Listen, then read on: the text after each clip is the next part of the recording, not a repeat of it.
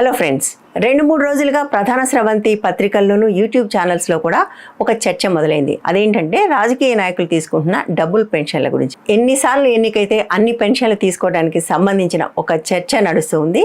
దీనికి ప్రధానమైన కారణం WD గణేష్ అనే ఒక యువకుడు ఇట్లా డబుల్ పెన్షన్లు తీసుకోవటం సరికాదు, ఒకళ్ళకి ఒకటే పెన్షన్ ఉండాలి అని ఒక ప్రయత్నం చేస్తున్నాడు సోషల్ మీడియా ద్వారా. అతనే నిజానికి RTI నుంచి సమాచారం సేకరించి అందరి దగ్గరికి కూడా వెళ్ళాడు. మనతో కూడా ఆ సమాచారాన్ని షేర్ చేసుకున్నాడు. అతన్ని ప్రధానంగా 2 కంటెన్షన్స్, ఒకటి ఎమ్మెల్యే గాను ఎంపీ గాను పెన్షన్ తీసుకోవడం సరికాదనేది, రెండోది సూపర్ రిచ్ పీపుల్ అంటే చిరంజీవి లాంటి వాళ్ళు, అశోక్ గజపతి రాజు లాంటి వాళ్ళు, TG వెంకటేష్ లాంటి వాళ్ళు, నాదెండ్ల భాస్కర్ రావు లాంటి వాళ్ళు, వీళ్ళందరూ కూడా డబుల్ ట్రిబుల్ పెన్షన్స్ తీసుకుంటున్నారు. వీళ్ళు ఒకటే తీసుకోవాలి, దీనికోసం చట్టం తీసుకురావాలి అనేది ప్రధానంగా అతని కంటెన్షన్. కానీ ఒకసారి ఈ విషయంలోకి దిగితే తీగలాగితే డొంక కదిలింది అంటారు కదా, అట్లా ఇంకా చాలా విషయాలు బయటపడ్డాయి. తవ్విన కొద్దీ చాలా ఆసక్తికరమైన విషయాలు ఉన్నాయి. అవి పంచుకోవడం కోసం నేను ఈ వీడియో చేస్తున్నాను. నిజానికి చాలా కాలంగా దీనికి సంబంధించి ఒక వివాదం నడుస్తుంది. ఎమ్మెల్యేలు ఎంపీలు తమ జీతాలని విపరీతంగా పెంచుకోవటం పట్ల ఒక్కరోజు ఎమ్మెల్యేగా కానీ ఎంపీగా కానీ పనిచేసినా కూడా జీవితం అంతా పెన్షన్ తీసుకోవటం పట్ల చాలా కాలంగా ఒక వివాదం ఉంది.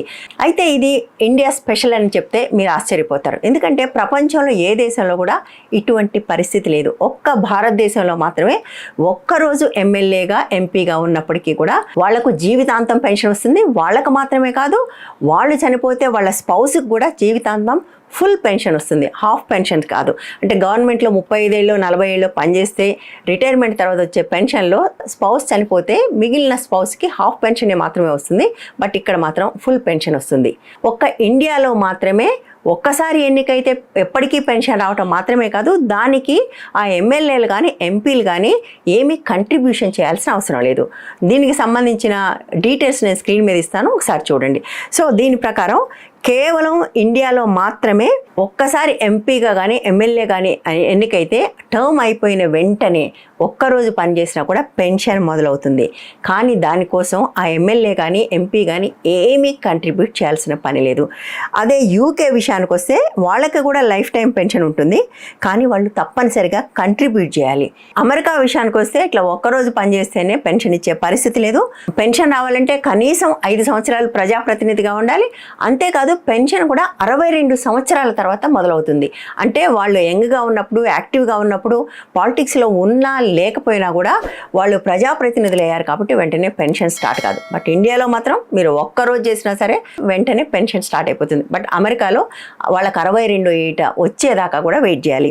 కెనడాలో కూడా దాదాపు అదే పరిస్థితి. వాళ్ళైతే 65 సంవత్సరాల దాకా వెయిట్ చేయాలి. అంటే వాళ్ళకి 65 ఏళ్ళు వచ్చిన తర్వాత మాత్రమే ఈ పెన్షన్ వస్తుంది. ఈ పెన్షన్కి కూడా వాళ్ళ కంట్రిబ్యూషన్ ఉండాలి. అంటే వాళ్ళు ప్రజాప్రతినిధిగా ఉన్నప్పుడు వాళ్ళకు వచ్చిన జీతంలోంచి పెన్షన్ ఫండ్కు కంట్రిబ్యూట్ చేస్తే అది ట్యాక్స్ పేయర్స్ మనీ కలిపి వాళ్లకు పెన్షన్ వస్తుంది. ఆస్ట్రేలియా విషయానికి వస్తే వాళ్ళు మాత్రం భారతదేశానికి కొంచెం దగ్గరగా ఉన్నారు. ఒక టర్మ్ చేస్తే కూడా జీవితం అంతా పెన్షన్ వస్తుంది. కాకపోతే 2004లో ఒక అమెండ్మెంట్ తీసుకొచ్చారు. దాని ప్రకారం వాళ్ళు కూడా కంట్రిబ్యూట్ చేయాలి, చేస్తేనే వాళ్ళకి ఆ పెన్షన్ వస్తుంది. అయితే అసలు పెన్షన్ లేని దేశాలు కూడా ఉన్నాయి. స్వీడన్ లాంటి దేశంలో ఏ పెన్షన్ ఉండదు. వాళ్ళు ఆఫీస్లో ఉన్నంత వరకు మాత్రమే కాంపన్సేషన్ ఉంటుంది.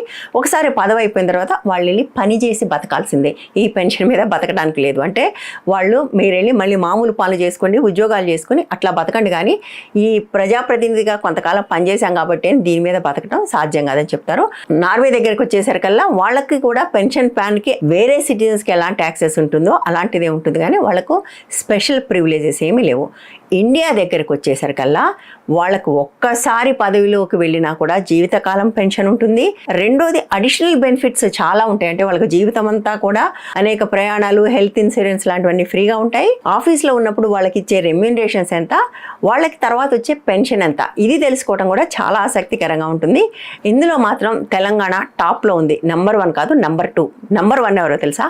మహారాష్ట్రలో ఎమ్మెల్యేస్కి ఎలవెన్స్ కింద 2,52,000 రూపాయలు ఇస్తారు.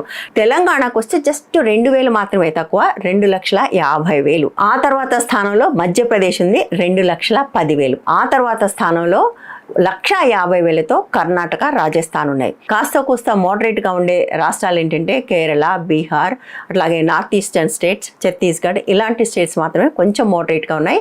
ఇక్కడ బీహార్లో 75,000 ఉంటే కేరళలో మాత్రం 70,000. అట్లాగే అయిపోయిన తర్వాత పెన్షన్ కూడా దాదాపుగా ఇదే పరిస్థితిలో ఉంది. మొత్తం దేశంలోనే హైయెస్ట్ పెన్షన్ తెలంగాణలో ఉంది. 2021లో వాళ్ళ జీతాలు పెంచుకోవడంతో పాటుగా పెన్షన్ కూడా పెంచి అప్పటి వరకు ఉన్న 30,000ను 50,000 చేశారు.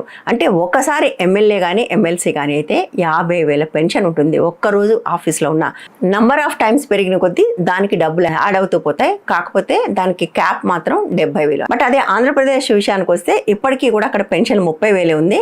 బట్ నంబర్ ఆఫ్ టైమ్స్ ప్రజాప్రతినిధిగా ఎన్నికైన కొద్దీ అది పెరుగుతూ పోతే 50,000 దాటడానికి లేదు. అన్ని విషయాల్లో తెలంగాణతో పోటీ పడి ఆంధ్ర ఈ ఒక్క విషయంలో మాత్రం ఎందుకు పోటీ పడలేదు నాకు తెలియదు. వాళ్ళు కూడా ఎప్పుడప్పుడు ఈ పని చేస్తారని నేను అనుకుంటున్నాను. ఎందుకంటే వేరే వాళ్ళకు జీతాలు పెరగాలంటే వాళ్ళు నెలల తరబడి కొట్లాడాలి, రోడ్ల మీదకి రావాలి, ఏమేమో చేయాలి. కానీ వాళ్ళ జీతాలు పెంచుకోవడానికి అవన్నీ అవసరం లేదు కదా. కాబట్టి అట్లా విచ్చలివిడిగా జీతాలు పెంచుకోవడం అనే ఒక పద్ధతి దేశంలో అనేక రాష్ట్రాల్లో ఉంది. మామూలుగా ఒక మనిషికి ఒక పెన్షన్ అనేది ఎవరికైనా అర్థమయ్యే విషయం. కానీ ఎమ్మెల్యే ఎంపీల విషయానికి వచ్చేప్పటికల్లా ఒక మనిషికి ఒక పెన్షన్ అనేది లేదు. ఒకవేళ వాళ్ళు ఎంపీగా పనిచేస్తే ఎంపీ పెన్షన్ ఉంటుంది, దాని హయ్యర్ క్యాప్ దాకా. ఎమ్మెల్యేగా పనిచేస్తే ఎమ్మెల్యే ఆర్ ఎమ్మెల్సీగా పనిచేస్తే ఎమ్మెల్సీ ఈ పెన్షన్ ఉంటుంది. ఇవి రెండూ కాకుండా వాళ్ళు ఏదైనా గవర్నమెంట్ ఉద్యోగం చేశారనుకోండి ఆ పెన్షన్ కూడా ఉంటుంది. నిజానికి మన దగ్గర చాలా మంది ఉన్నారు, టీచర్లుగా ఉన్నవాళ్ళు, ప్రొఫెసర్లుగా ఉన్నవాళ్ళు ఎమ్మెల్సీస్గా ఎన్నికవుతారు కదా. గవర్నమెంట్ ఉద్యోగస్తులు కూడా ప్రభుత్వానికి దగ్గరగా ఉంటే ఎమ్మెల్సీ లేరు. మనం తెలంగాణలో కూడా అనేక మందిని చూసాం.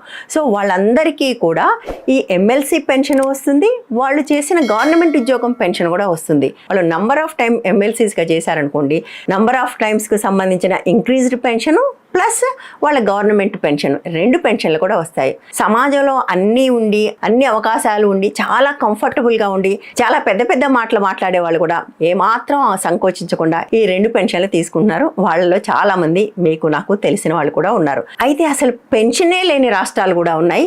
అందులో ఒకటి గుజరాత్. ప్రజాప్రతినిధిగా ఉన్నంత కాలం మాత్రమే రెమ్యూనరేషన్ ఉంటుంది, అయిపోయిన తర్వాత వాళ్ళకి ఎటువంటి పెన్షన్ ఉండకూడదని ఒక నిర్ణయం తీసుకున్నారు. కాబట్టి గుజరాత్లో ఒక్కచోట మాత్రమే పెన్షన్ లేవు. బట్ వేరే చోట్ల కొన్ని రాష్ట్రాల్లో పెన్షన్లు ఉన్నా కూడా అవి కేవలం పేరుకు మాత్రమే. అలాంటి వాటిలో నాగాలాండ్ అన్నిటికంటే తక్కువ పెన్షన్ 8,000 మాత్రమే వస్తుంది. 5 ఏళ్ల కంటే ఎక్కువ ఉంటే సంవత్సరానికి 500 మాత్రమే పెరుగుతుంది.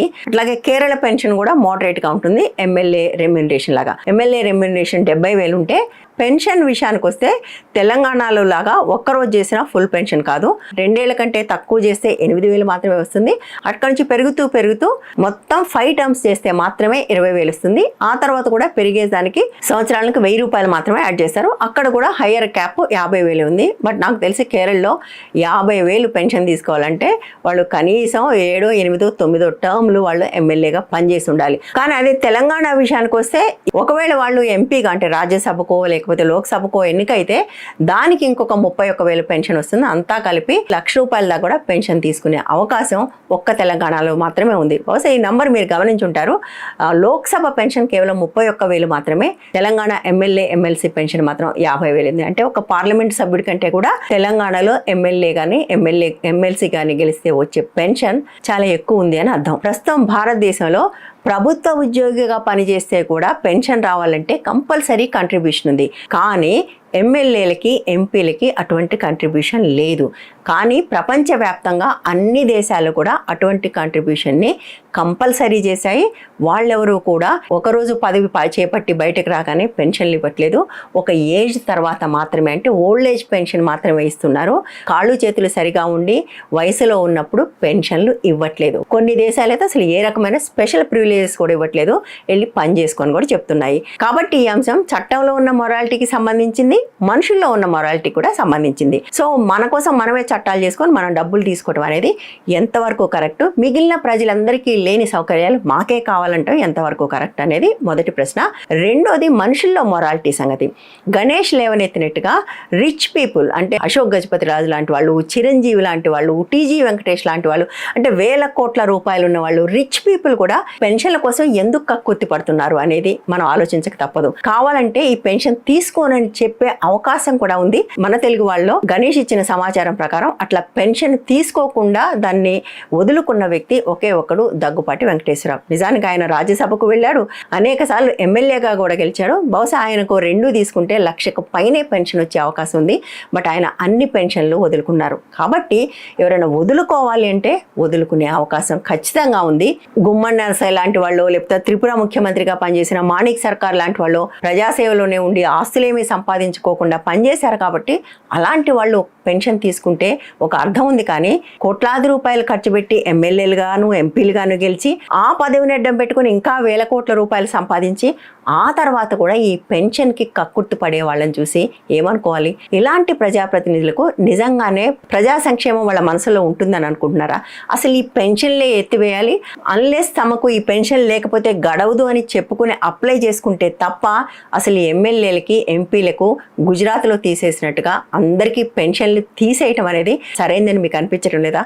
కనీసం ఈ ఒక్క విషయంలోనైనా గుజరాత్ను అందరూ ఫాలో అవ్వాలని నేను కోరుకుంటున్నారు. అదే గుజరాత్ నుంచి వచ్చిన వ్యక్తి ప్రధానమంత్రిగా ఉన్నారు కాబట్టి పార్లమెంటు సభ్యులకైనా వర్తింపజేస్తే బాగుంటుంది. ఏమంటారు మీరు? కామెంట్స్లో చెప్పండి.